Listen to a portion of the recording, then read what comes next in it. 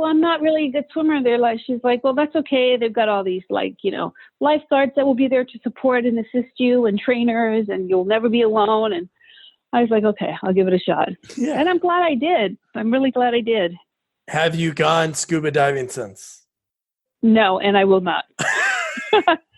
That was this week's guest, Troy Byer, actress, writer, director, talking about some of the underwater scenes that she had to shoot for our next film, Weekend at Bernie's 2.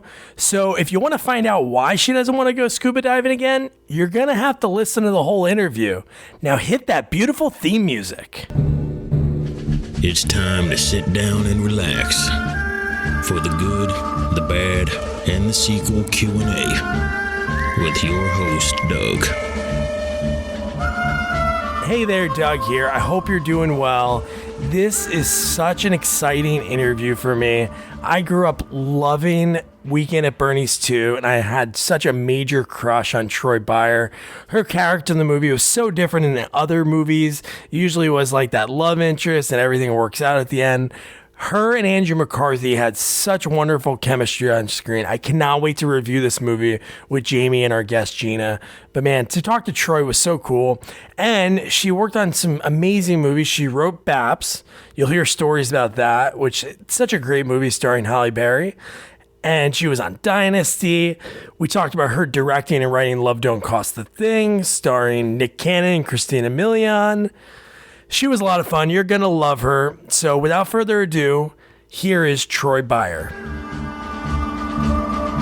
I'm doing wonderful. How are you? Good. Thank you so much for taking the time. I really appreciate it. Absolutely. Yeah. Well, thank you for your tenacity.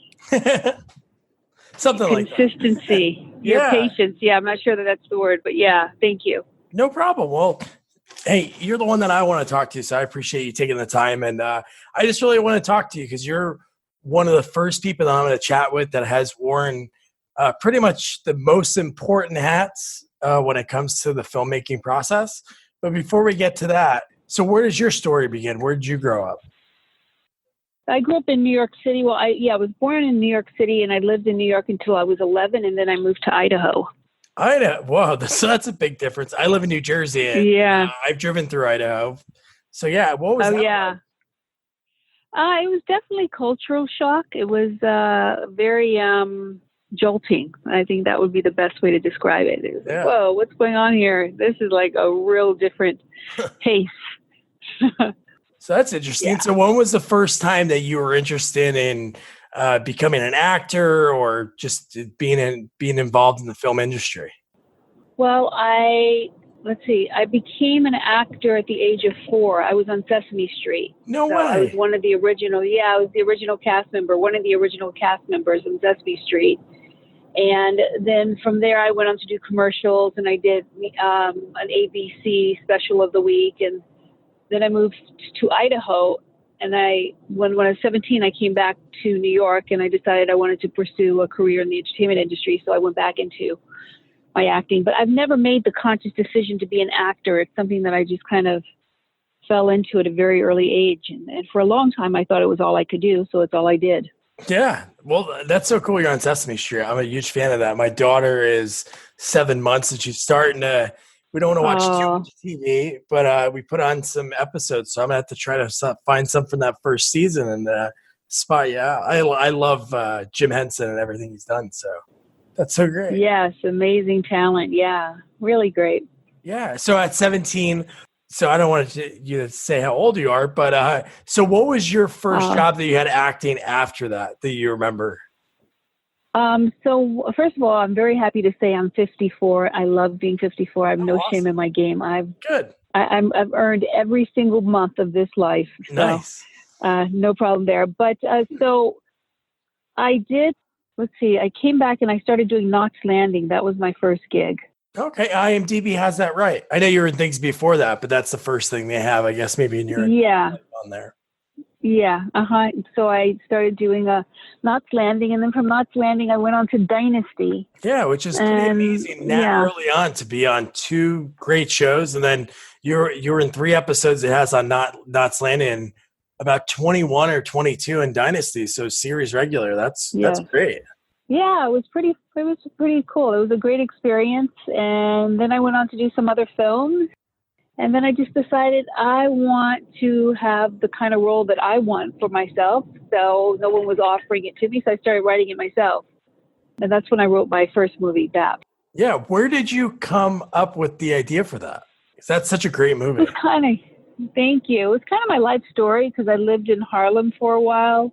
Oh, okay. And then when I lived in Idaho, I was like one step up from living in a trailer park.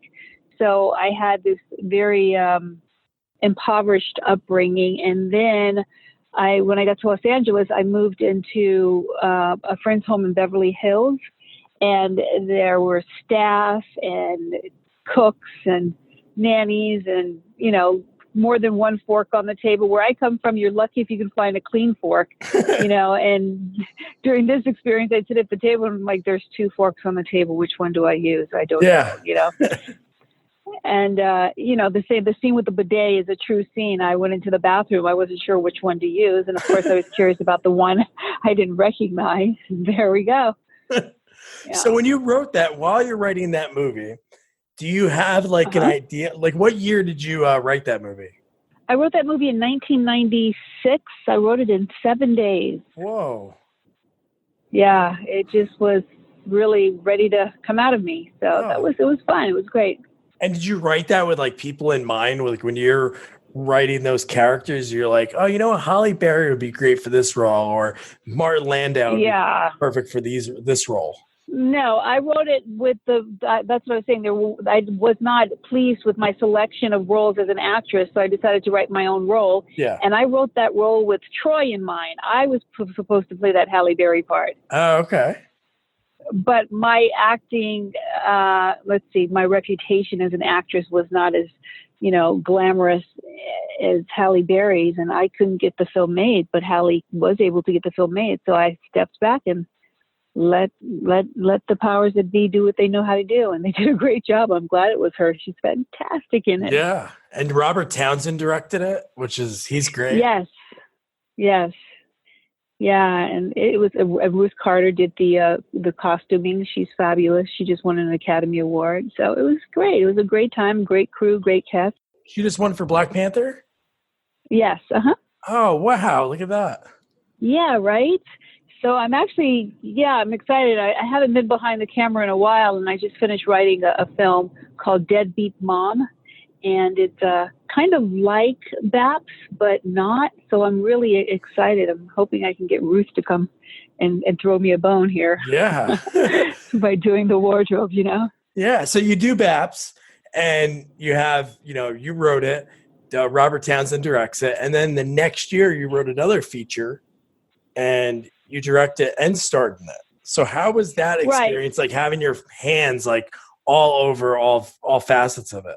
You know what? I loved it, and I was fearless. And here's the thing in retrospect, had I known what I now know, I don't think I would have done it. But you see, I do a lot of things in my life because I don't know that I can't do them. So I just do them. I just always assume I can do whatever I set my mind to doing. And boy, I tell you, that's a tall order to be a writer, director, and actress. It was pretty intense. But it happened. And the reason I decided to direct is I really wanted to have control over the film, including the casting, and I wanted to cast myself. And so I did. And Paget Brewster is also in it, and an actress named Randy Ingerman. Yeah. So that's great. So you're able to really make those all those decisions so that's good. Yeah, right. The buck stops here. It starts and stops with the director for the most part. Well, that's great. And then we'll go back to Weekend at Bernie's in a second, because I want to talk about Love Don't Cost a Thing. Because I remember I saw that in the movie theaters and when I was in high school and I was on a date. And oh, nice. Yeah. But no, that was such a cool movie. The cast, you look at some of the people that were on that went on to do so many great things. Nick Cannon, Emilion, Steve Harvey, Cal Penn, Kenan Thompson, and there's definitely people I'm obviously leaving out. But how did you come up with? Did that get presented to you because that's a remake, right? Of Can't Buy Me Love. Yes, and it did get presented to me. It was Can't Buy Me Love, And for a while, we had been talking about doing a remake, an urban version of that. And then finally it just happened. And it was fun. It was really fun. What a great cast, huh?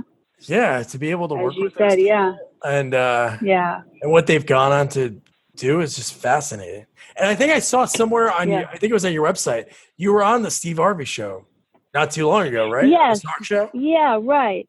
Right. So I started working, I went back to school to get a degree in psychology. And there was a while that I was working with people who were suffering from heartbreak. So Steve invited me to participate in his morning show and really offer some advice to his listeners. And that was really fun. Yeah, catch up, and look where he is now. Yeah. Yeah. He was always big as a exactly. comedian, original Kings of Comedy, and then he's just everywhere. You see him on all the award shows. He does it all.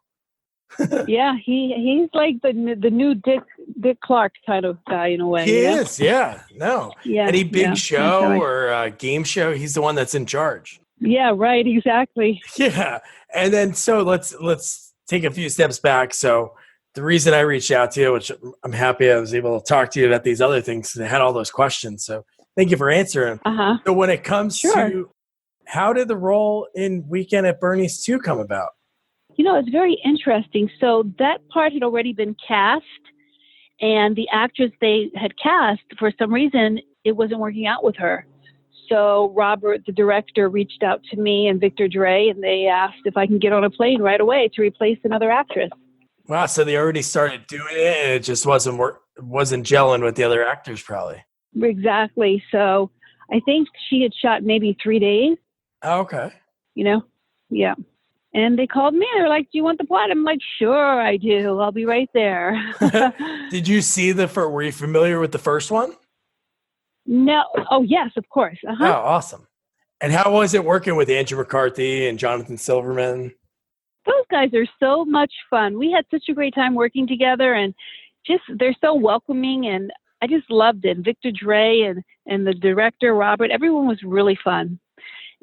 It was not one nonstop comedic experience, just like laughing hysterically all day long.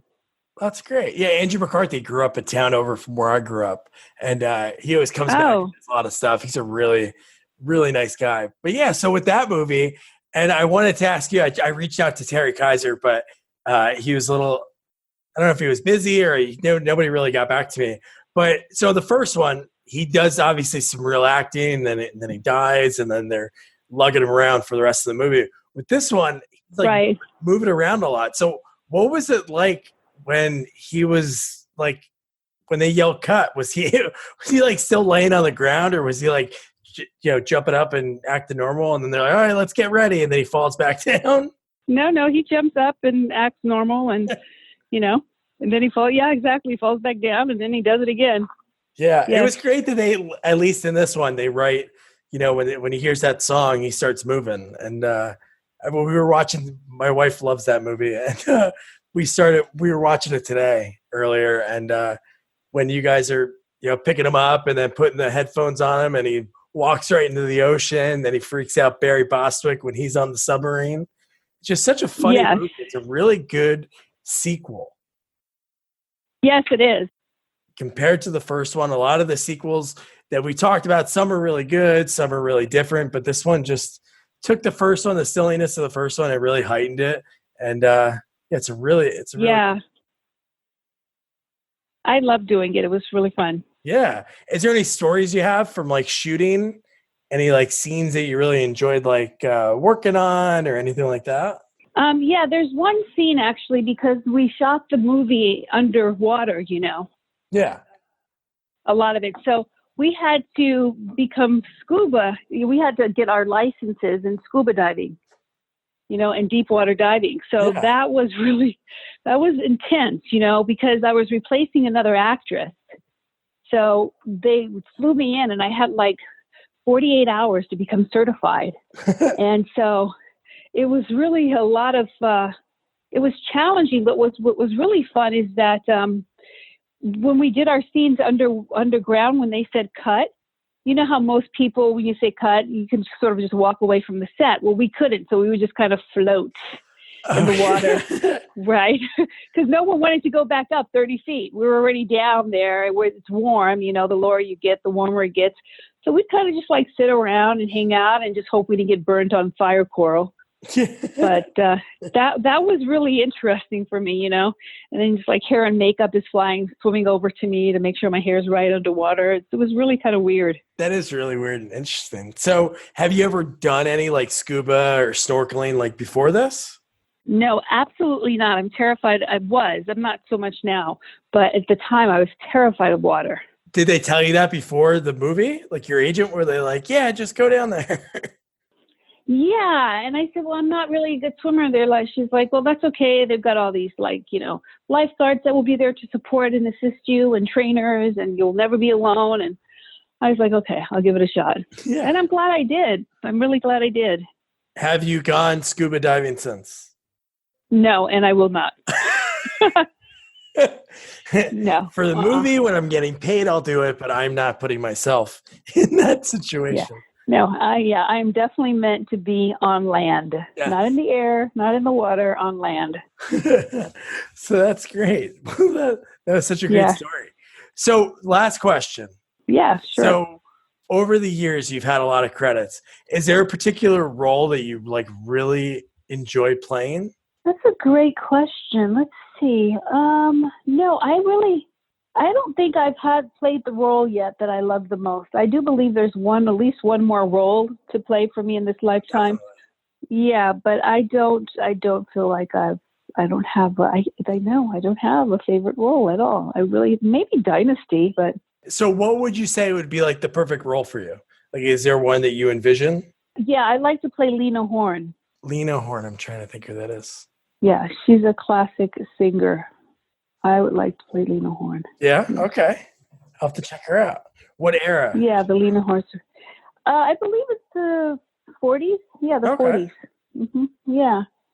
She was just a classic performer, beautiful lady. Beautiful lady. Yeah. All right, and then I lied. One more question. So when when you were just starting out, a lot of people I talk to, they're like, Joe Schmo in background, waiter, and then so you were on shows right away. When did you feel like, wow, I made it? Like I feel like I made it. I think I felt like I made it when I was on Dynasty. And the first time I did the red carpet walk, I mean, the paparazzi was just like, wow. I've never seen anything like that. And I kind of looked over my shoulder to see who they were shooting at, and it was me. And I thought, oh my gosh. That's so great. Wow. Yeah, I didn't even know how to be. I didn't even know. I was like all weird and kind of like geeky. I was geeking out. You're probably like, am I smiling right? Should I open and show my teeth? Should I not show my probably a lot of self-conscious stuff going on, especially that first time when you're not expecting it. Yeah, I never experienced anything like that before. It was just pretty like, whoa. Well, yeah, you answered all my questions. It's because you are wonderful. right That's on. Easy. Thanks so much for taking the time, and I look forward to hopefully that next project that you're writing gets picked up, and I could see you again because you're in so many things that I love. John Q. I love BAPS. Oh, wow. Like my wife, when I was like looking at your IMDb, getting everything prepared over the weekend, she was like, "Oh, she wrote that." My wife loves that movie. Oh, tell her I said thank you. I will. It's wonderful. Yeah. So I look forward to seeing a lot more. Thank you so much. Yay! Thank you. Thank you for your interest. I really appreciate it. Oh no, you're awesome. I love your character in Weekend at Bernie's because most of the time when you see those movies, it's like the love interest and it's going to happen. But it was kind of like the relationship between you and Andrew McCarthy was so just real. Yeah, it was nice, huh? It was really nice. He's such a good guy. Really great guy. He is. Why, with all the movies that are coming back, like I just interviewed William Sadler, who plays well, he's did a lot more than that, but I interviewed him for Bill and Ted's Bogus Journey, and they're doing the new Bill and Ted movie. So, like, why there should be a Weekend at Bernie's 3? Isn't that interesting? We'll see what happens. Yeah, like 3 men and a grandbaby. Like, essentially now that's the era of, what's happening. Like, those are the movies that it seems like a lot of the big time studios want to like do. I think that'd be so great. Right. And bring back your character. Oh, wouldn't that be wonderful? That'd be awesome. That's interesting. I don't know. How would Bernie come back this time? Ooh, I don't know. Terry, I think Terry's almost 80. So I know he's still acting. He's doing like Broadway work. He's doing stuff. He's definitely doing stage work, but no, I don't know. How would he come back?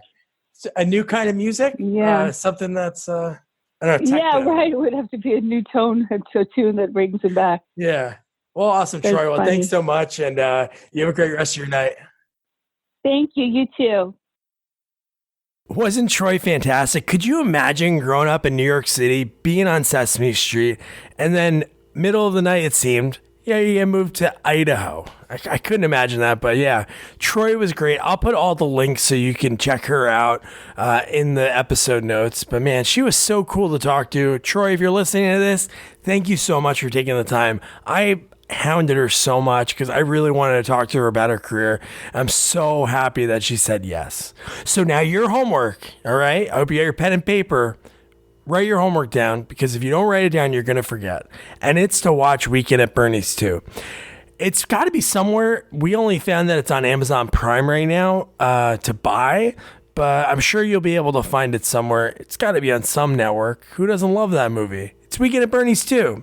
So check it out. Subscribe, review, rate, share our podcast. Tell your friends, tell your enemies. Don't forget to follow us on all social media at Sequels Only. And check out our new website, sequelsonly.com. Good night.